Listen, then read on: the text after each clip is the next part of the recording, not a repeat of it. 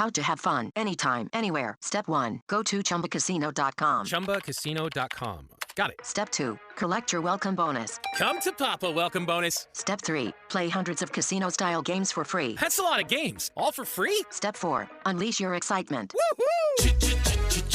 Chumba Casino has been delivering thrills for over a decade. So claim your free welcome bonus now and live the Chumba life. Visit ChumbaCasino.com. No purchase necessary. VGW Group. Void where prohibited by law. 21 plus. Terms and conditions apply. The CBS Radio Mystery Theater presents...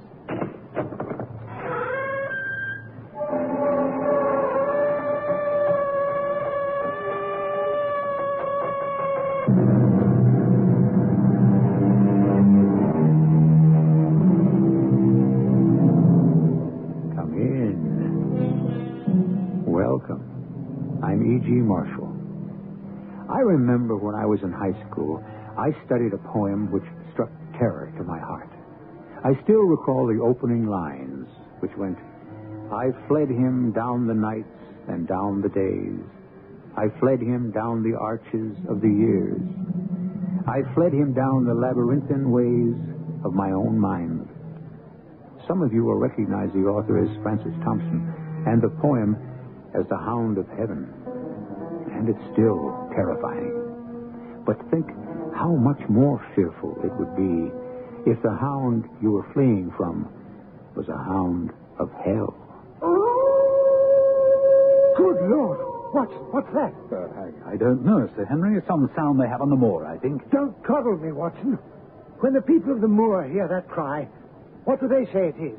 They say it's the cry of the Hound of the Baskervilles, seeking its prey.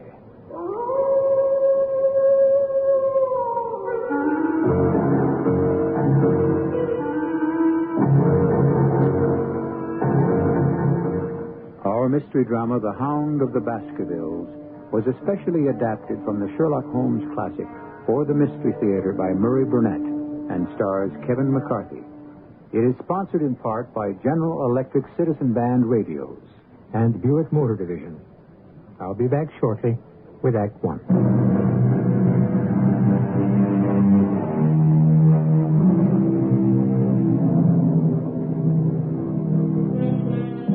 The mantle of immortality is elusive and unpredictable.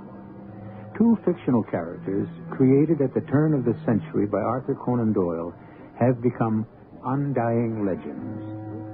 So strong is the public belief in their existence that the City of London recently granted the owner of the premises at 221B Baker Street the right to change the number of that address permanently, in order to avoid the hordes of tourists flocking to see the actual living quarters of Sherlock Holmes and his colleague, Dr. Watson. Our story today starts in those very rooms in the year 1902. My training as a medical man made me an early riser. Sherlock Holmes wasn't. On this morning, my friend was at the breakfast table while I was intently examining a cane that had been left behind by a visitor who had missed us last night. Well, Watson, what do you make of it? You've been looking at the cane for some time. Since we've been so unfortunate as to miss the owner and have no notion of his errand, this accidental souvenir carries some importance. Let me hear you construct the man by an examination of it. Well, very well, Holmes. Really, it's child's play to read that the man's name is James Mortimer, that he's a physician. But I would go further and say he's an elderly country practitioner who does a great deal of his visiting on foot because the end of this stick is very heavily worn down. Excellent, Watson. Now, the stick was given to him by the Friends of the CCH, which I take to be the Something Hunt, a local group to whom he's possibly given some assistance. Now, has anything escaped me? Now, here, let me have a look at it, Watson. Well, I trust there's nothing of importance I've overlooked. No, Watson. This man is certainly a country practitioner who walks a great deal. Then I was right. To that extent. But since we know that the man is a doctor, is it likely that presentation to him would come from a hospital rather than a hunt? And when we see the initials CCH, does not Charing Cross Hospital leap to the mind? can we not also infer that such a presentation would be made at the time he left? Perhaps to practice in the country. And since the date is on the stick, and it's only 5 years ago, it's highly unlikely that an elderly, well-established physician would go into country practice. So, we now have a young fellow, amiable, unambitious, and possessor of a favorite dog, which I should say is larger than a terrier and smaller than a mastiff. Come, Holmes. Well, the dog is too much. No, not at all. If you'll observe these tooth marks in the middle of the stick, where the dog has been accustomed to carry it. The dog's jaw is too broad for a terrier and not quite broad enough for a mastiff. It may well be... It is a curly-haired spaniel. My dear Holmes, how can you possibly be so sure of For the that? very simple reason that I see the dog itself on our doorstep. And there is the ring of its owner, and we shall soon discover why he has come to see us. The appearance of our visitor was a surprise to me because although Holmes had correctly deduced his age, his back was already bowed, and he walked with a forward thrust of his head. As he entered, his eyes fell upon the stick in Holmes's hand, and he ran to it with an exclamation of joy. Ah, I'm so very glad. I wouldn't want to lose that stick for the world. Presentation, I see. Yes, indeed. From Charing Cross Hospital? From some friends there on the occasion of my marriage. Ah, dear, that's bad. I beg your pardon. Why was that bad? Well, only that you've disarranged our little deductions. We had surmised that you left the hospital. Oh, and so I did. Immediately upon my marriage. Ah. It was necessary to make a home for my wife. Well, we weren't so far wrong after all. And now, Dr. Mortimer, I think it wise if you'll tell me what the exact nature of the problem is in which you ask my assistance. And then, to my astonishment, the physician took a worn and ancient manuscript from his pocket and read to us a most horrifying tale concerning the Manor of Baskerville, located in Devonshire, and the origin of a curse on the Baskerville line. The manuscript told of the abduction of a young girl on Michaelmas Eve and locking her up in Baskerville Hall. The girl, being both courageous and ingenious, dared to escape from an upper floor by clambering down the ivy and then setting off across the moors towards her home. Upon discovering that the maiden had indeed escaped, Hugo Baskerville became as one possessed, and he cried aloud before his companions that very night he would render his body and soul to the powers of evil if he might overtake the girl with the hounds he would set upon her. Excuse the interruption, Doctor, but you're certain of the authenticity of this document? Oh, absolutely, Mr. Holmes. It's in the form of a letter from the third Hugo Baskerville to his sons, explaining why they should fear going out on the moors at night. I see. I presume that manuscript gives a reason. Oh, it most certainly does. The Hound of the Baskervilles. If you let me continue. Hugo's companions, riding after him across the moors, came upon a night shepherd, a man so crazed with fear that he could scarce speak. He told the riders that he'd not only seen the maid running for her very life, but also Sir Hugo on his black mare and running mute behind him, such a hound of hell as God forbid should ever be at my heels. When I come to the close, Mr. Holmes, it says here that 3 riders came upon the body of the maid, dead from fatigue and fear, and also the body of Sir Hugo Baskerville, with a great black beast, larger than any mortal hound, ravening at Sir Hugo's throat with its jaw dripping blood. Well, such is the tale, my sons, of the coming of the hound, which is said to have plagued the Baskerville family so sorely ever since. Well, Mr. Holmes, would you find it interesting? Only to a collector of fairy tales. Well, then how would you classify this newspaper account in the Devon County Chronicle of 3 weeks ago? 3 weeks ago. Regrettable death, Sir Charles Baskerville. Body found at Fanedew Alley of Baskerville Hall. Pronounced dead by his friend and physician, James Mortimer. That's you. Coroner's verdict, cardiac exhaustion. Despite some strange aspects of the death...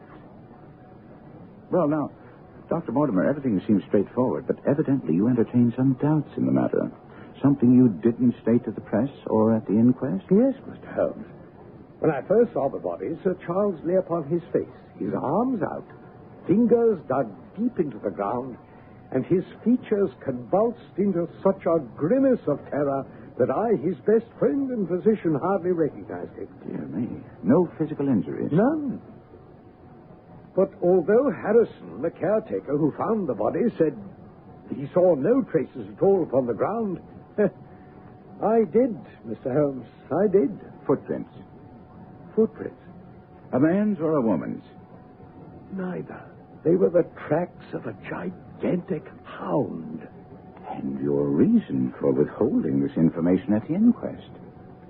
Because the people of the countryside do not share your opinion about the curse hanging over the Baskerville family.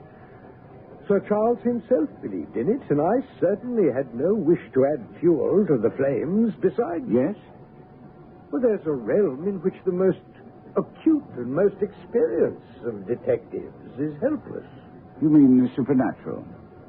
Well, I confine my investigations to this world, and I cannot understand why you are now consulting me.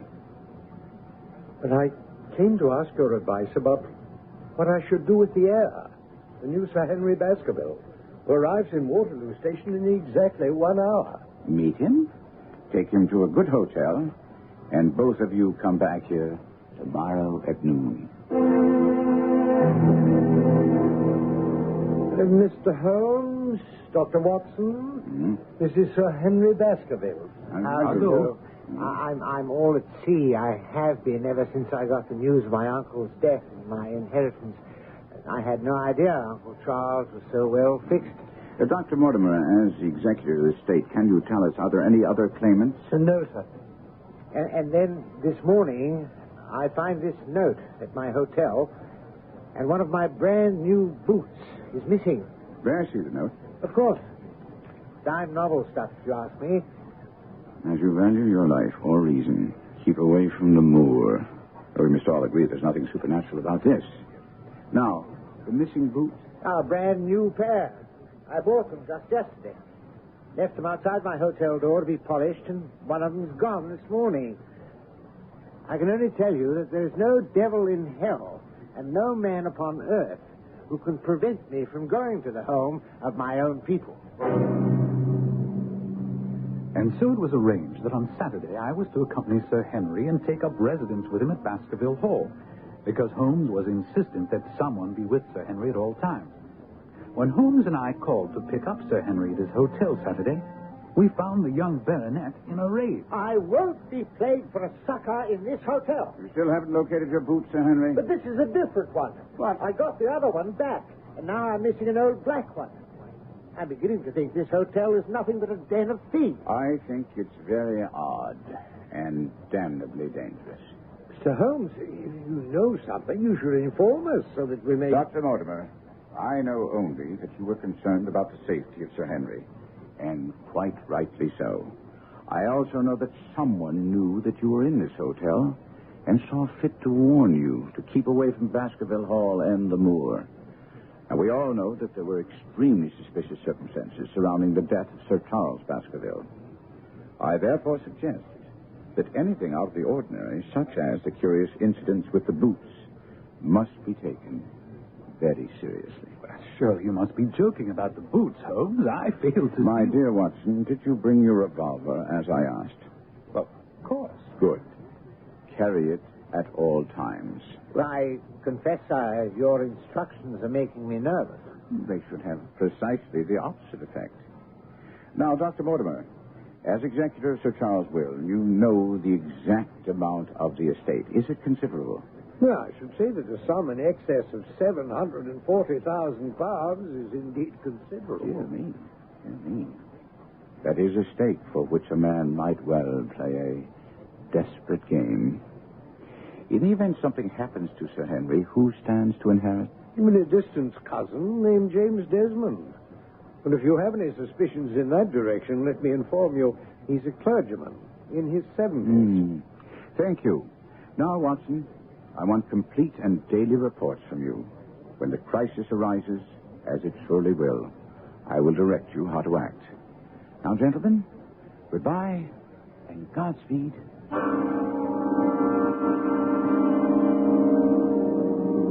Ever since I was old enough to read, I have delighted in the adventures of Sherlock Holmes and his bumbling but lovable colleague, Dr. Watson. The game is afoot, and we'll be back shortly with Act Two.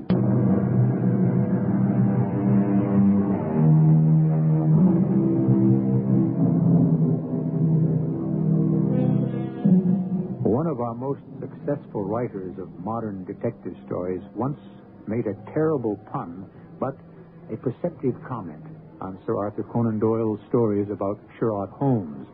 It went this way: be they ever so humble, there's no police like Holmes. I agree wholeheartedly. And now we have the pleasure of rejoining Dr. Watson, Sir Henry Baskerville, and Dr. James Mortimer in the wagonette, carrying them and their luggage across the moors on the way to Baskerville Hall. Hello, look at that, Sir Henry and Watson. I believe it's a mounted soldier with a rifle. Pull up, driver. Pull up. Not to worry, sir. He's on the watch for a convict that escaped from Princeton. The farmers here don't like it. He's a man that will stop at nothing. It's Selden, the Notting Hill murderer. I gave an involuntary shudder.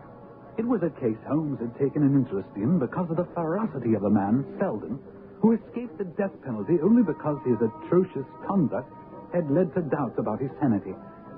As I shivered, the wagon swept onto a long driveway where stood a huge building with mullioned windows. Standing in front of the large, heavy door was an angular woman with deep-set eyes which blazed with fanatic fire. Welcome to Baskerville Hall, Sir Henry.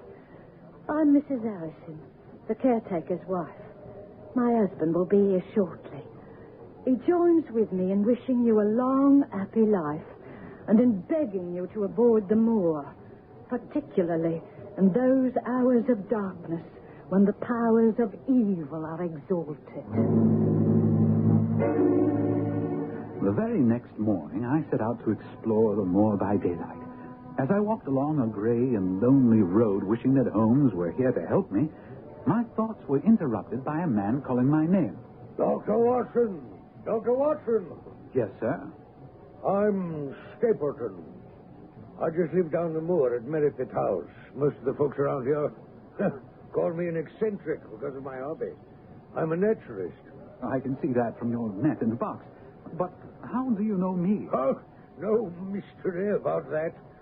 You passed Dr. Mortimer's house a short way back. He pointed you out to me as you passed. As our road lay the same way, I thought I'd overtake you and introduce myself. How is Sir Henry? None the worse for his journey, I trust? Well, he's very well, thank you. Not afraid of living down here after the sad death of Sir Charles? That is of some concern to you, sir. Well, it means a great deal to the countryside to have a wealthy man such as Sir Henry with us. Well, I'm glad to hear he has no superstitious fears of the fiend dog, which is supposed to haunt the family. I don't believe he has. How do you stand on the matter? I'm a scientist. But it's extraordinary how credulous the farmers are. Any number of them are ready to swear they've seen such a creature on the moor. And you haven't? Of course not. Although I have no doubt the story led to Sir Charles's tragic end. Indeed. Why do you think that? Well, Sir Charles had a vivid imagination and a diseased heart. His nerves were so on edge that the appearance of any dog at all at night near the yew alley might well have triggered a fatal heart attack.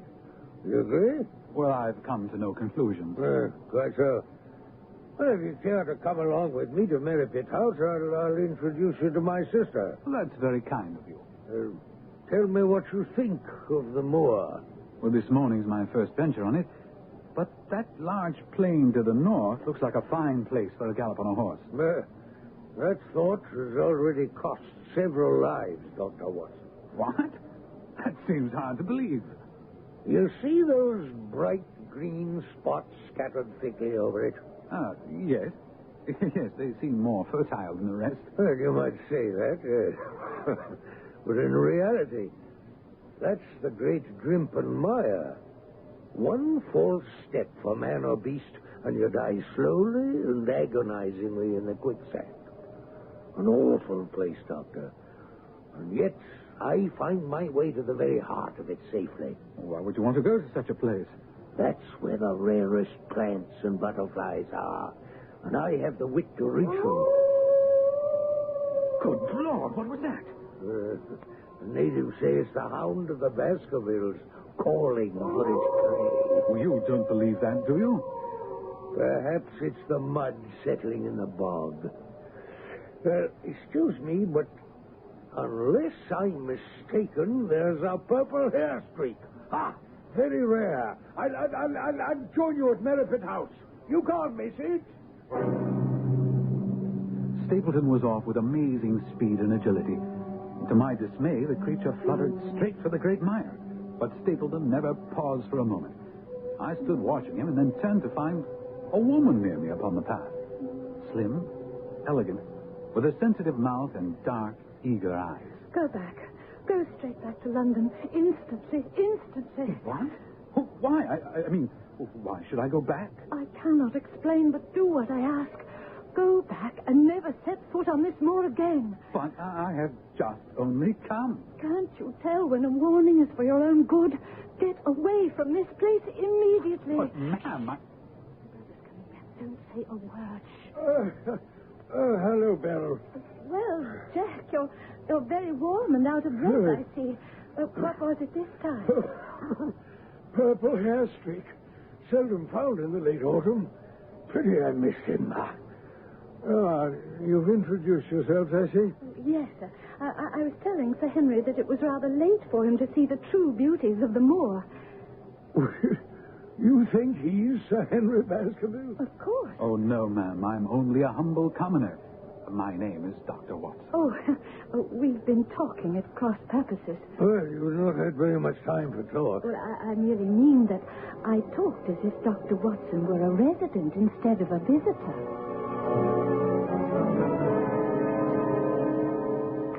I chose this out-of-the-way spot to settle down in, Doctor, because it offers an unlimited field of work in the areas of botany and zoology.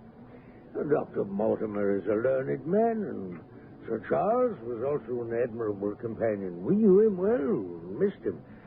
Of course, we miss our boys, too, don't we, Beryl? Most certainly. Your boys? Yes, I had a school in the North Country. However, serious epidemic broke out, and 3 of the boys died. School never recovered from the blow. Well, I feel I should be getting back to the hall. Well, as you wish. Do you think we'd be intruding if Beryl and I were to call this afternoon and make the acquaintance of Sir Henry? I'm sure Sir Henry would be delighted. I set off rapidly upon the same path by which we'd come. But there must have been some shortcut, because before I'd reached the road, I was astounded to see Miss Stapleton sitting upon a rock by the side of the track. Oh, I've run all the way in order to cut you off, Dr. Watson, and to tell you to forget what I said. I must not stop, or my brother will miss me. Now, hold on a moment, please. Sir Henry's welfare is a close concern of mine.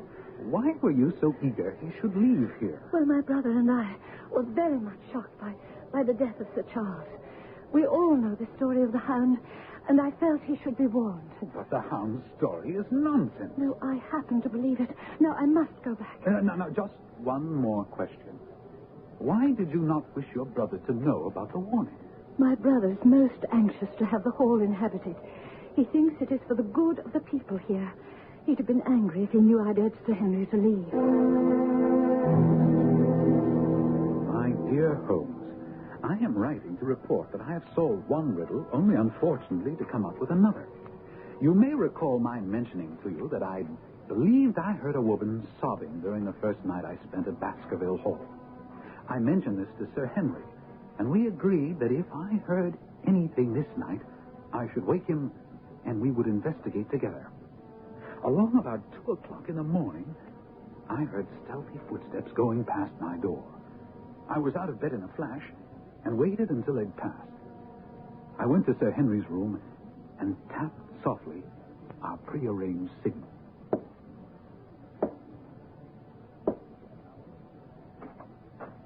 Yes? You heard something, Watson? Footsteps. No sobbing? No. The footsteps passed my door and went down the corridor. I see that it turns left. Where does it end? At a window overlooking the moors. Now, the steps went in that direction. Oh, softly now. What? Why, it's Mrs. Harrison. What in the world is she doing? She's holding a candle against the window and peering out. Her face is pressed almost against the glass. And crying bitterly. Come on, Watson. We'll get to the bottom of this. All right, Mrs. Harrison. Tell us what you're doing up here. Oh, Sir Henry, I was just going round to see that the windows were fastened. On the second floor? Oh, yes, sir. Yes, sir. I check all the windows at night. And that makes you cry? Well, I was doing no harm, sir. I was just holding a candle to the window. She must have been signaling someone. Oh, no, sir. There. There it is, Sir Henry.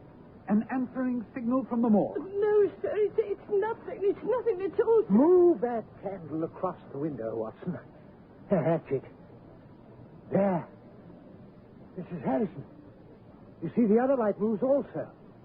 Now, speak up. What is the meaning of all this?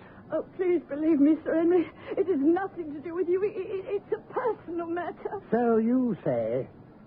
I know your family has been employed by mine for more than 50 years, but I'm not in Baskerville Hall a week before I find you deep in some dark plot against me. Oh, no, sir, not against you, not you. You see, sir, my unhappy brother is starving on the moor. I cannot let him perish on my very doorstep. This light is a signal that food is ready for him, and his light is to show me and my husband the spot to which to bring it. Good Lord. Then your brother is... Yes, the escaped convict, Selden, the evil Notting Hill murderer. He is my brother. We took the weeping unfortunate woman to her husband and left her. Sir Henry insisted on accompanying me on the moor to assist me in capturing this dangerous criminal. I had my revolver and Sir Henry a hunting crop. The moor was pitch black, but we easily picked out the pinpoint of light where the fellow was waiting. Mind the footing, Sir Henry. A pity we can't show a light. I think we should bear more to the right. There's his light. Watson. What's that? I don't know. A sound they have on the moor. I heard it once before. Don't trouble me, Watson. That was the cry of a hound. They say it's the cry of the Hound of the Baskervilles. You believe that, Watson? No, but I think that we should forget our expedition. No, by thunder, whatever that cry was, it came from far away, near the mire. We must continue and get that convict. I don't think that's wise. I urge you to return to the hall. You don't believe in this hellhound, and neither do I. Come on, man. Well, I'm charged with your safety. Holmes would never forgive me if something happened to you while you were in While we stand here jawing, our man will get away. Now, come on. No, I cannot allow it. You can't prevent it. Well, either you come back to the hall with me now, willingly, or I shall be forced to knock you down and carry you back. Now, which shall it be? Each of us carries within us the seeds of our own destruction. It would appear that Sir Henry Baskerville was no different. His pride was driving him to disregard the advice of those who were there to protect him. We'll be back with Act 3 and his decision in just a little while.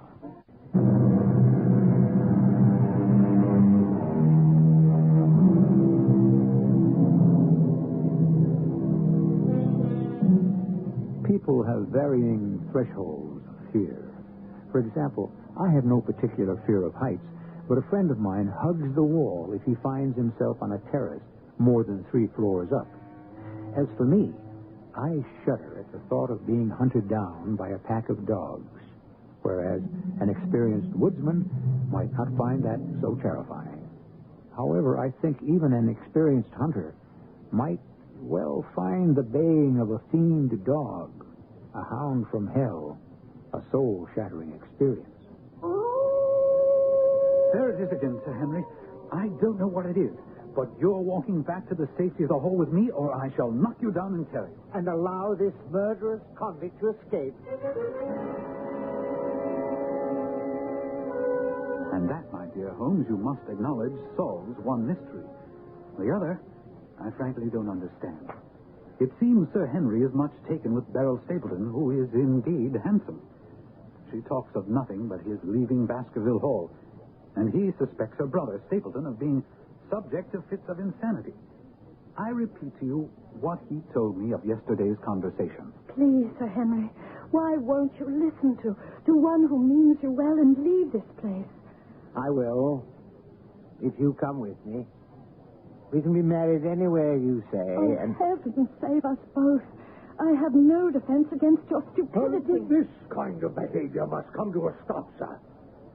How dare you offer attentions to a lady which are obviously distasteful to her? Now, hold on a second, Stapleton. I'm not ashamed of how I feel about your sister. I was hoping she might honor me by becoming my wife. And if you can find anything dishonorable in that, then you can go to the devil. Well, my sentiments exactly, sir. Come, Beryl. We're going home. You can imagine that Stapleton's conduct left both Sir Henry and I completely bewildered. And another thing. I'm sure there is another man on the moor. I swear I caught a glimpse of him when Sir Henry and I were out there searching for Selden, the convict. I ask you, Sir Henry, not to report what I told you to the police. The man is a public danger. My husband and I have made arrangements for him to go to South America. If you don't inform the police, he can lie safely on the moor until the ship sails. That is, if he can stay out of the way of the other man who hides on the moor. What other man? Whom are you talking about? Gently, Watson. I only know what my brother told me. There's another man in hiding out there. My brother says he seems to be playing some game of his own. Did he say where he saw this man? Around the old stone huts where the old folk used to live. About my brother, Sir Henry. Are you going to inform the police? What do you say, Watson?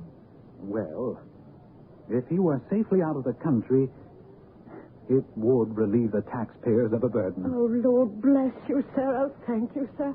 I swear he'll go and you will never hear from him again. And Holmes, no sooner had we gotten done with Mrs. Harrison than Stapleton was upon us with an explanation of his strange behavior of the other day. I would ask you to let bygones be bygones and understand my sister is everything in my life. We've always been together. Yes, but surely you must have thought that someday a beautiful woman like Beryl would naturally... Marry? Leave me alone? Oh, of course.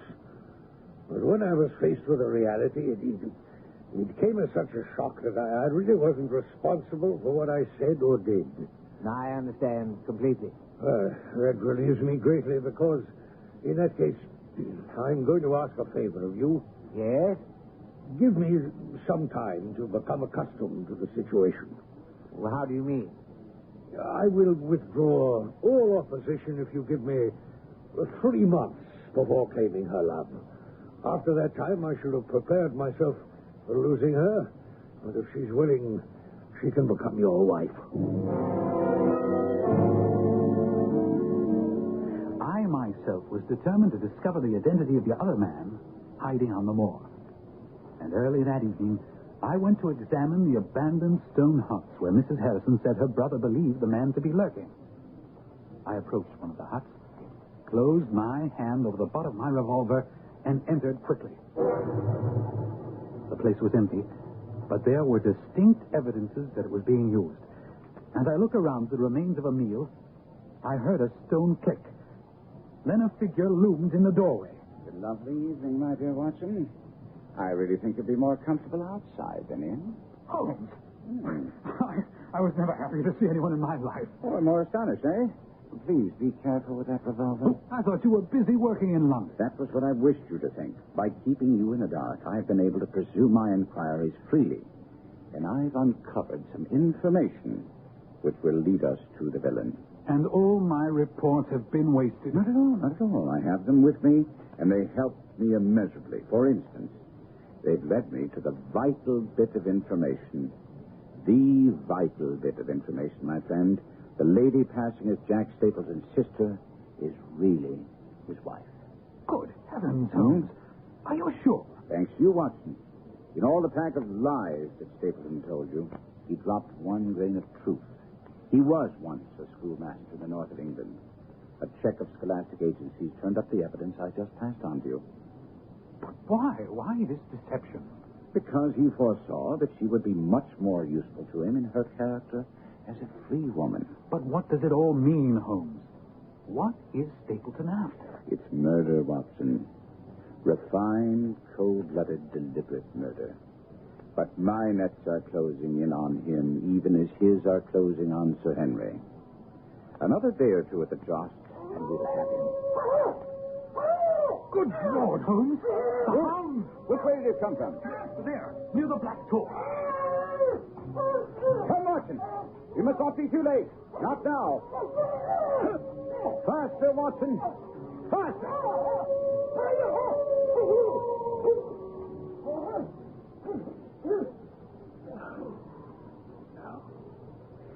He's beaten us, Watson. We're too late. Fool that I was to hold my hand. And you, Watson, see what comes of abandoning your charge. Come on. Up there. Up there against the slope. Come on. Wait. It's Sir Henry. I recognize the tweed jacket. No.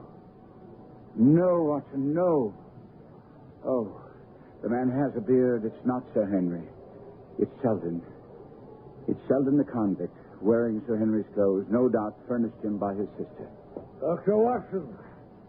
If you're the last man I should have expected to see on the moor at this time of night. What's this? Somebody hurt? Don't tell me it's Sir Henry. It's Selden, the escaped convict who appears to have fallen and broken his neck. What brings you onto the moor at this hour, sir? I heard a cry. You heard it too, I expect. Yes. You hear anything else beside a cry? No. Well, that's very comforting coming from Mr. Sherlock Holmes. Well, you seem to be very quick at identification, Mr. Stapleton. Well, you also, Mr. Holmes. Now that you're on the scene, perhaps you've made some discoveries. No, only that this tragedy will make an unpleasant memory for me to take back to London tomorrow night. You return tomorrow? That's my intention. Does that mean you already have a solution to the strange events which have been troubling all of us here on the moor? No. Any investigator needs facts, not legends or rumors. No, on the whole, this has not been a satisfactory case.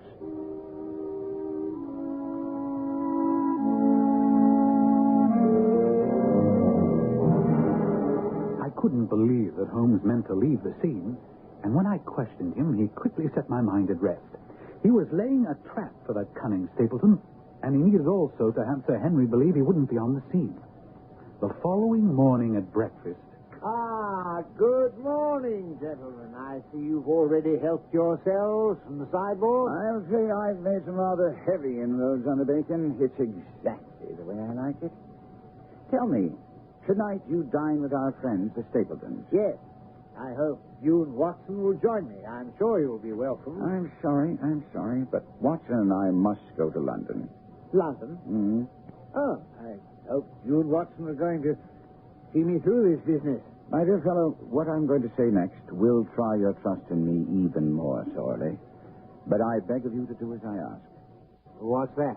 After you dine, walk back to the hall across the moor.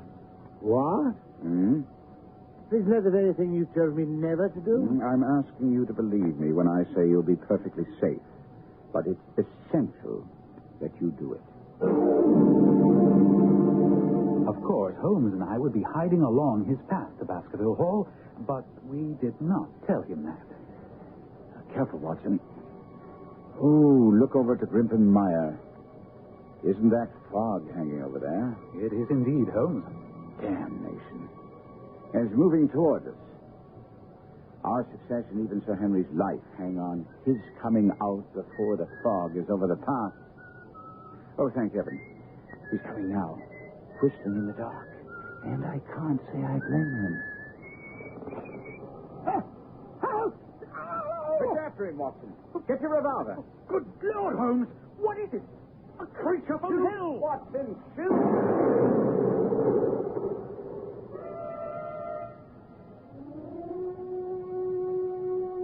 The creature that lay lifeless on the path as Holmes and I stood over it was part bloodhound, part mastiff, and large as a small lioness.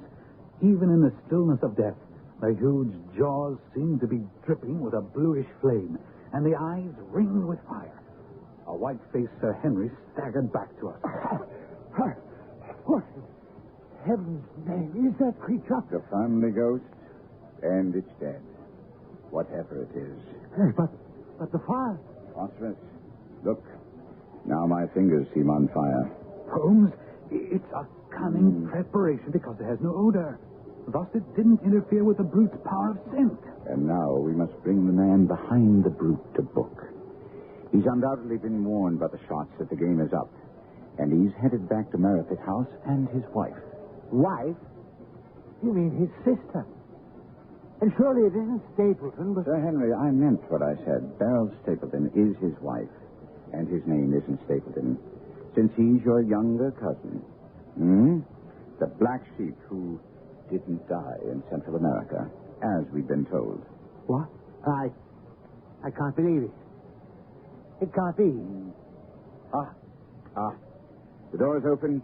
I'll wait till the bird has flown, but let's go in and see. There you are, Holmes. The villain's tied and gagged her. One moment, Beryl. Easy does it. There. Oh, Henry, I tried to warn you.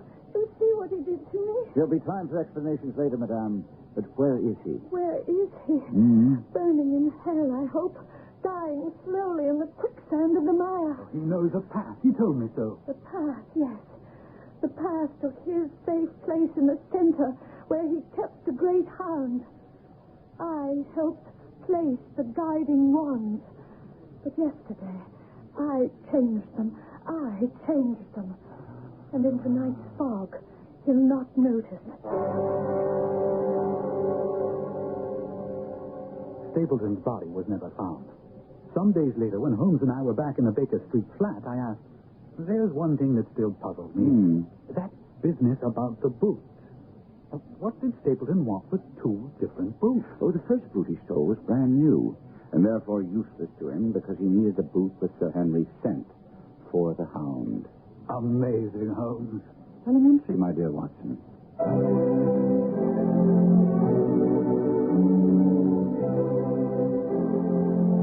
What is even more amazing is the fact that Sir Arthur Conan Doyle, the man who created the greatest detective of all time, a man whose cool, incisive reasoning served as a model for hundreds of lesser detectives, was himself a dupe of the spiritualists. He was constantly fooled and defrauded by mediums, and was laughed at by the world for relaying a message from Houdini's dead mother to Houdini. Only the message was in English, a language Houdini's mother never knew. I'll be back shortly.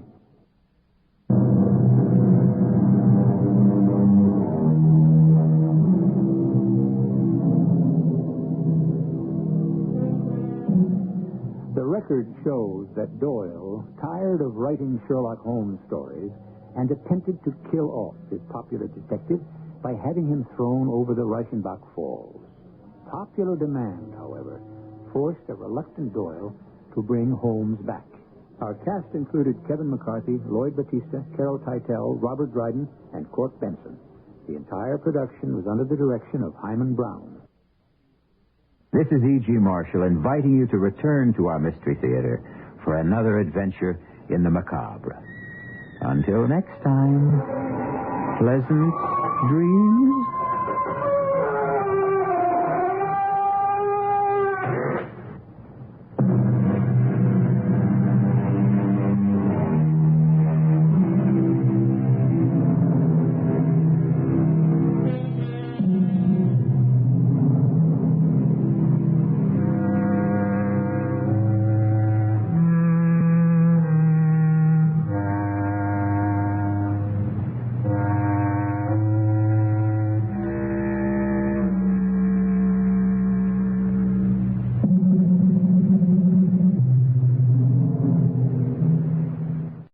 Hello, it is Ryan, and I was on a flight the other day playing one of my favorite social spin slot games on ChumbaCasino.com. I looked over at the person sitting next to me, and you know what they were doing? They were also playing Chumba Casino. Coincidence? I think not. Everybody's loving having fun with it. Chumba Casino is home to hundreds of casino-style games that you can play for free anytime, anywhere, even at 30,000 feet. So sign up now at ChumbaCasino.com to claim your free welcome bonus. That's ChumbaCasino.com and live the Chumba life. No purchase necessary. VGW Group. Void where prohibited by law. See terms and conditions. 18+.